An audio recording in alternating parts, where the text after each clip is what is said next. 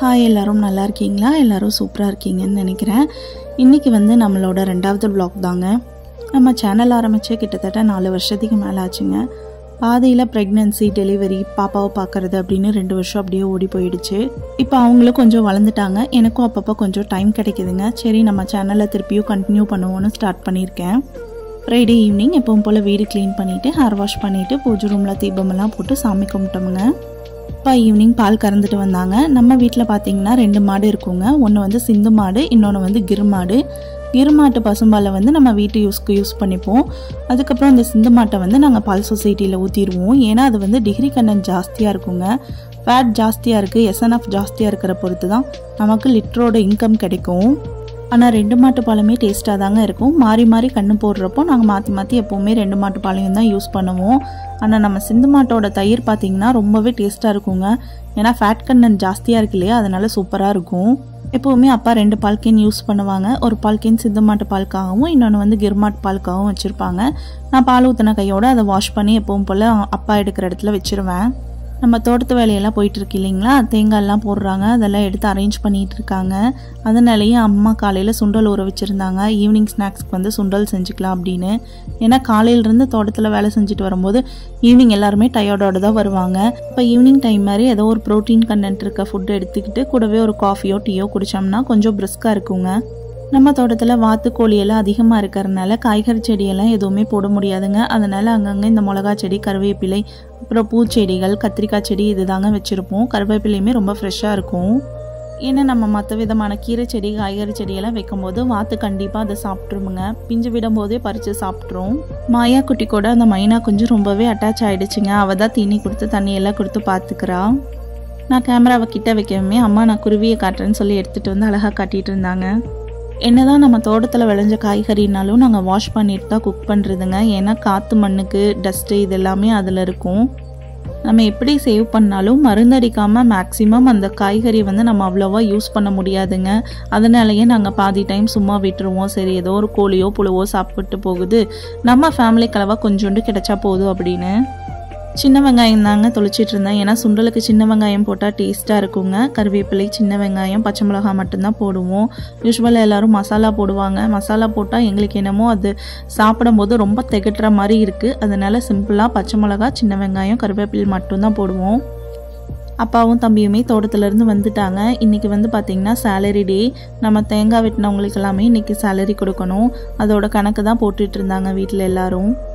அது என்னமோ தெரியலிங்க, இந்த சின்ன வெங்காயம் தொளிச்சா மட்டும் கண்ணிலேருந்து எப்படி தான் தண்ணி வரும்னு தெரியல. அதனால் மோஸ்ட்லி வீட்டுக்குள்ளே உட்காந்தே தொளிக்கிறது இல்லைங்க. இந்த மாதிரி வெளியே வந்து காத்தாட சேர் போட்டு உட்காந்துக்கிட்டோம்னா கொஞ்சம் அந்த கண் எரிச்சல் வந்து இருக்காது.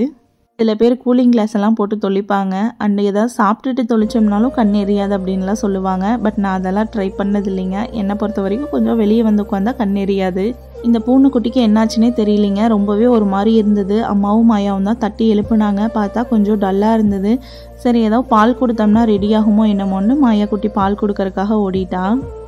கரெக்டாக தேங்காய் போட்டவங்க எல்லாமும் வர்றதா சொல்லியிருந்தோமோ சேலரி எல்லாம் கால்குலேட் பண்ணி அப்பாவும் தம்பியும் அக்கௌண்ட்ஸ் எல்லாம் பார்த்துட்டு இருந்தாங்க. வீட்டில் நமக்கெல்லாம் பால் இருக்கோ இல்லைங்க, நம்ம டாக்ஸ், பூனைக்கெல்லாம் ரெகுலராக பால் வீட்டில் இருந்துகிட்டே இருக்கணும். அதுக்காகவே ஒரு மாட்டோட பாலை வீட்டில் எடுத்து வச்சுக்குவோம். அம்மா ஆசைக்காக மீனாட்சின்னு ஒரு பூனையை வளர்த்துனாங்க. நான் வந்ததுக்கப்புறம் எனக்கு கியா வேணும்னு சொல்லி வளர்த்தினேன். இப்போ மாயா குட்டி, அடுத்தது இந்த பூனைக்குட்டி பேர் ஸ்கூபின்னு வச்சுருக்கா. இந்த பூனைக்குட்டியும் அவளுக்கு வளர்க்கணுமா. மொத்தமாக நம்ம வீட்டில் இப்போ 3 பூனை இருக்குங்க. நம்ம ஃபார்மில் டாக்ஸுமே கிட்டத்தட்ட ஒரு 12 டாக்ஸ் இருக்கும். இது எல்லாத்துக்குமே ஈவினிங்கும் மார்னிங்கும் இந்த ரொட்டீன் செய்கிறக்கே தம்பிக்கு கரெக்டாக இருக்குங்க. பூனைக்குட்டியெல்லாம் இப்போதைக்கு ஃப்ரீ அடாப்ஷன் மாதிரி தாங்க கொடுத்துட்ருக்கோம். டாக்ஸ் எல்லாமே சேலுக்கு இருக்குது. ஜெர்மன் ஷெப்பர்ட், பொமரேனியன் எல்லா வெரைட்டியுமே நம்ம ஃபார்மில் வச்சுருக்கோம். அது ஒரு மாதிரி டல்லாக இருந்துச்சு இல்லைங்களா, பாப்பா பால் கொடுக்கவுமே கொஞ்சம் குடிக்க ஆரம்பிச்சிருச்சு. அதை பார்த்தோன்னே மேடமுக்கு ஒரே குஷி. நான் கொடுத்தங்காட்டி அந்த பூனைக்குட்டி குடிக்குது அப்படின்ட்டு. கொஞ்ச நாளைக்கு முன்னாடி கோவில் வேண்டுதலுக்காக ஒரு குயவர் வீட்டுக்கு செலை வாங்க போயிருந்தோங்க. அப்பா அவங்க வீட்டில் இருந்த பாத்திரங்கள்லாம் பார்க்கும்போது எங்களுக்கும் ஆசையாக இருந்தது. அதனால் அம்மா வந்து பல்காக நிறையா பாத்திரம் வாங்கிட்டு வந்துட்டாங்க. அதில் தான் இப்போ மோஸ்ட்லி குக் பண்ணுறோம். ஓரளவுக்கு மண் சட்டி இல்லை நார்மல் பாத்திரம் நல்லா காஞ்சதும் எண்ணெய் ஊற்றி கடுகு மட்டும்தாங்க போடுவோம். அதுக்கப்புறம் பச்சை மிளகாய், கொஞ்சம் சின்ன வெங்காயம், கருவேப்பில் இது மட்டும்தாங்க, வேறு எதுவுமே யூஸ் பண்ண மாட்டோம். உங்களுக்கு பிடிக்கும்னா நீங்கள் தேங்காய் பூ கூட போட்டுக்கலாம். இது எல்லாமே நல்லா எண்ணெயில் வதங்கினதுக்கப்புறம் நம்ம வேக வச்சுருந்த சுண்டல் நான் கிட்டத்தட்ட ஒரு 7-8 விசில் கிட்ட விட்டேங்க. ஏன்னா பாட்டிக்கும் கொடுப்போம். பாட்டிக்கு வந்து பல் இல்லை, அவங்க மென்று சாப்பிடும்போது அவங்களுக்கு வசதியாக இருக்கணும்னு நல்லாவே வேக வச்சுட்டேன் நான். பாப்பா வந்து காரம் அதிகமாக சேர்த்திக்கிறது இல்லைங்க. நானும் ட்ரை பண்ணி பார்த்துட்டேன். அவளுக்கு ஏன்னோ அந்த காரத்து மேலேயும் இன்ட்ரெஸ்ட் இல்லை. அதனால் அவளுக்கு நம்ம தாளிக்கிறதுக்கு முன்னாடியே தனியாக எடுத்து வச்சுட்டேன். அப்படியே சூடான நம்ம பசும்பாலில் வந்து காஃபியை போட்டுட்டுங்க சுண்டலும் எடுத்துட்டோம். நானும் தம்பி அம்மாயும் தான் இருந்தோம். அப்பா அம்மா மாயா குட்டியும் வெளியே போயிருந்தாங்க. 3 பேருமே கொஞ்சம் நேரம் நாயம் அடிச்சுட்டு அப்படியே சுண்டல் காஃபியெல்லாம் சாப்பிட்டுட்டு இருந்தோமுங்க. நானும் தம்பியும் இன்ஸ்டாவில் இப்போ வைரலாக போயிட்டுருக்குல்லைங்க, கூமாப்பட்டின்னு சொல்லிட்டு ஒருத்தங்க ஒரு ஊரையே ட்ரெண்ட் ஆக்கிட்டு இருக்காங்களே, அதை பற்றி தான் பேசிகிட்டு இருந்தோம். எப்படி ஒரு தனி மனிதனால் ஒரு ஊரையே வந்து டூரிஸ்ட் ஸ்பாட்டாக மாற்ற முடிஞ்சது அப்படின்னு அவ்வளோ ஆச்சரியமாக இருந்தது. ஏன்னா இன்ஸ்டா ஓப்பன் பண்ணாலே அந்த ஊர் தான் வருது. நிறையா பேர் வேறு அந்த ஊருக்கு டூர் போக ஆரம்பிச்சிட்டாங்களாம். ஆனால் எப்படியும் அந்த ஊர் ஃபேமஸ் ஆனதில் வந்து சந்தோஷம் தாங்க. ஆனால் அந்த ஊரோட அழகை வந்து இந்த பிளாஸ்டிக் குப்பை, வாட்டர் பாட்டில்ஸ் எல்லாம் போட்டு கெடுக்காமல் இருந்தால் ரொம்ப பரவாயில்ல. அம்மாயி வந்து பார்த்திங்கன்னா சூப்பராக சமைப்பாங்க. சிம்பிளாக தான் செய்வாங்க எல்லாமே, ஆனால் அவ்வளோ டேஸ்ட்டாக இருக்கும். இப்போ கொஞ்ச நாளாக அவங்க மறந்துடுறாங்க சமைக்கிறதெல்லாம். அதனால் அவங்களுக்கும் வயசாகிடுச்சுலேன்ட்டு ரெஸ்ட் விட்டுட்டோம். இப்போ ஒரு ஃபியூ இயர்ஸாகவே அவங்க குக் பண்ணுறதில்ல. ஆனால் நம்ம குக் பண்ணி கொடுத்தா அவங்க ரெசிப்பியில் ஏதோ ஒரு டவுட் சொல்லுவாங்க, இது நல்லா இல்லை, இதை போட்டிருக்கலாம், அதை போட்டிருக்கலாம் அப்படின்ட்டு. ஆனால் உண்மையாலுமே அம்மாயோட ரெசிபியெல்லாம் நாங்கள் மிஸ் பண்ணுறோங்க. அவ்வளோ அருமையாக குக் பண்ணிகிட்டு இருந்தாங்க. வயசாகுது இல்லைங்களா, அவங்களுக்கும் இது கரெக்டான ரெஸ்டிங் ஏஜ் தான். அதனால் ஒரு 2-3 வருஷமாகவே அவங்க குக்கிங் சைடு வந்து நாங்கள் விடுறதில்ல. அவங்களும் மறந்துட்டு ஏதோ ஒன்று மாற்றி போட்டுருவாங்க. அதனால் நாங்கள் குக் பண்ணி கொடுப்போம், ஏதோ ஒரு ஐடியா கேட்போம், அப்போவும் மறந்து மாற்றி தான் சொல்லுவாங்க. ஈவினிங் டைம் இந்த மாதிரி ஏதோ ஒரு ஸ்நாக்ஸ் செய்கிறோம் அப்படின்னா அவங்களுக்கு வந்து நல்லா அந்த சாஃப்டாக வேக வச்சா தான் அவங்களால சாப்பிட முடியும். அதனால் எல்லாருமே சரி அவங்களுக்காக வந்து நம்ம வந்து நல்லாவே வேக வச்சு சாப்பிட்டுக்கலாம், ஏன்னா அதுவும் உடம்புக்கு நல்லது, பாதி வெந்து வேகாமல் நம்மளும் சாப்பிட வேணாம்னு சொல்லிட்டு அவங்களுக்கு என்ன பிடிக்குமோ சாப்பாடே வந்து நார்மலாக குலையாதாங்க வைப்போம். எல்லாருமே அதை சாப்பிட்டுக்குவோம். பாட்டிக்கு தனியாக செய்யலாம் அந்த மாதிரியெல்லாம் கிடையாதுங்க. ஏன்னா சாப்பாடு வந்து பாதி வெந்து வேகாமல் சாப்பிட்டா அது ரொம்ப கெடுதல் தான். அதனால சரி நம்மளே நார்மலாகவே அப்படி குலையா செஞ்சுக்கலான்னு சொல்லிட்டு வயலரிசி தானுங்க, ஒரு விசில் எக்ஸ்ட்ரா விட்டால் கொலையாக போயிடும். அப்படியே தான் நாங்களோட நாட்கள் போயிட்டுருக்கு. மோஸ்ட்லி வீட்டுக்கு வர கெஸ்ட்டுக்கு வந்து நம்ம அரிசி வந்து பிடிக்கிறது இல்லைங்க. ஏன்னா பிசுப்பாக ஸ்டிக்கி ரைஸ் மாதிரி இருக்குங்களா, அந்த டைமில் மட்டும் நாங்கள் வேறு அரிசி வந்து எடுத்து செஞ்சுக்குவோம். தனியாக ஒரு குட்டி சிப்பை மட்டும் வாங்கி வச்சுருப்போம், கெஸ்ட்டு வந்தால் அதை யூஸ் பண்ணிக்கலாம் அப்படின்னு. அம்மா அப்பா மாயா குட்டி இருந்திருந்தா இன்னுமே ஜாலியாக போயிட்டுருக்கோம். அந்த ஈவினிங் அவங்க 3 பேருமே வெளியே கிளம்பி போகவே நாங்கள் 3 பேர் மட்டும் பேசிட்டு சாப்பிட்டுட்டு இருந்தோமுங்க. அப்போது சாப்பிட அம்மா இருந்துட்டு, நீ காலையில் ஹேர் வாஷ் பண்ணல, உடனே தலையை காயவே இல்லைன்னா சளி பிடிச்சிக்கோ அப்படி இப்படின்னு சொல்லிட்டு இருந்தாங்க. முதல்ல எல்லாம் எனக்கு சாம்பிராணி எல்லாம் போட்டு விடுவாங்க. அப்படியே நானும் தம்பியும் அகன்குட்டியோட சேட்டையை பற்றியெல்லாம் பேசிகிட்டு இருந்தோம். அவரும் கரெக்டாக தவற ஆரம்பிச்சிட்டாராம். ரொம்ப ஃபன் பண்ணிகிட்டு இருக்காங்க அப்படின்னு சொன்னாங்க. நாங்களும் அவங்கள ரொம்ப மிஸ் பண்ணுறோம். கரெக்டாக நாங்கள் ஊருக்கு கிளம்புறப்ப தான் அவங்க இங்கே வர்ற மாதிரி இருக்குங்க. ஏன்னா ரொம்ப குட்டி பையன், 7 months தான் ஆகுது. சும்மா இடத்த மாற்றி அனுப்புனா சளி காய்ச்சல் இந்த மாதிரி வந்துடும். லாஸ்ட் டைம் வந்து முடிக்காணிக்கை கொடுத்துட்டு பழனியிலேருந்து இங்கே வந்து கொஞ்ச நாள் இருந்தாங்க. அப்போவே இந்த கிளைமேட் வந்து அவனுக்கு ஒத்துக்க மாட்டேங்குது.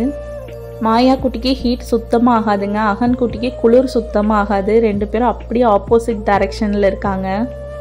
ஆனால் ஒவ்வொரு குழந்தைங்களும் ஒவ்வொரு மாதிரி இருக்காங்க இல்லைங்களா. அம்மா பார்க்கும்போது சொல்லுவாங்க, கரெக்டாக உனக்கும் தம்பிக்கும் இருக்க ஏஜ் கேப் தான் அகன் குட்டிக்கும் மாயாக்கும். நான் வந்து எனக்கு பழைய நினைவுகள்லாம் வருது அவங்க விளையாடுற போது அப்படின்னு சொல்லுவாங்க. காலையிலேருந்து ஈவினிங் வரைக்கும் நல்லா தாங்க போயிட்டு இருந்தது. டே ரொம்ப பிஸியாக போயிட்டு இருந்தது. மாயா குட்டி சொல்ல கேட்காம அம்மா கூட வெளியே போயிட்டு வரேன்னா அங்கே போய் கோயிலில் விளையாண்டு கீழே விழுந்துட்டாலாம். ஃபஸ்ட்டெல்லாம் இப்படி புண்ணு பண்ணிட்டு வந்தால் எனக்கு ரொம்ப கஷ்டமாக இருக்கும். உடனே டாக்டருக்கு ஃபோன் பண்ணி கேட்பேன், ஹாஸ்பிட்டல் போகணும்னு சொல்லுவேன். இப்போல்லாம் பழகிடுச்சிங்க. அவங்க ஹாஸ்பிட்டல் போனாலே டாக்டர் என்ன சொல்கிறாங்கன்னா, குழந்தைங்க இப்படி பண்ணதாமல் செய்வாங்க, நீ தான் பார்த்துக்கணுன்னு. எப்படியோ ஒரு வழியாக சமாதானப்படுத்தி தேங்காய் எண்ணெய் தாங்க வச்சு விட்டோம், சரியாயிட்டாங்க. ரெடியாகி கொஞ்ச நேரத்துலேயே அவங்க சேட்டையை ஆரம்பிச்சிட்டாங்க. வீட்டில் இருந்த திண்ணீர் எடுத்துட்டு வந்து அப்பா கால் ஃபுல்லாக பூசியாச்சுங்க.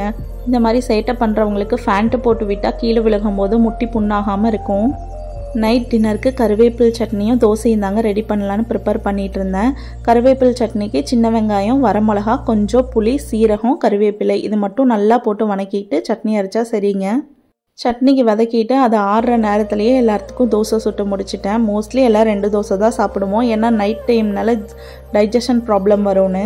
அப்படியே தோசை சட்னி எல்லாம் வெளியே எடுத்துகிட்டு போய் வச்சுட்டு அப்படியே காத்தாட உட்காந்து சாப்பிட்லான்ட்டு ரெடி பண்ணிகிட்டு இருந்தோம். பாட்டி குளிர் தாங்க மாட்டாங்க, நேரமே அவங்க ரூமுக்கு போயிடுவாங்க. பாட்டிக்கு நான் அப்படியே ரூமுக்கே கொண்டு போய் கொடுத்துருவேன் டின்னர் எப்போவுமே. உங்களுக்கெல்லாம் டே எப்படி போச்சுன்னு சொல்லுங்கள். இந்த பீஸ்ஃபுல்லான லைஃப் உங்களுக்கு பிடிச்சிருந்தா கண்டிப்பாக நம்ம சேனலை சப்ஸ்கிரைப் பண்ணி ஃபாலோ பண்ணிக்கோங்க. தேங்க்ஸ் ஃபார் வாட்சிங் திஸ் வீடியோ. இன்னொரு இன்ட்ரெஸ்டிங்கான vlogல பார்க்கலாம். எல்லாரும் ஹாப்பியாக சந்தோஷமாக இருங்க. சின்ன சின்ன துன்பங்கள் வந்தாலும் அது கொஞ்ச நேரத்திலேயே சரியாயிரும். அதுக்கு மட்டும் கொஞ்சம் டைம் கொடுத்து நம்ம ரிலாக்ஸ் பண்ணால் போதுங்க. அடுத்த வீடியோவில் பார்க்கலாம். பாய்.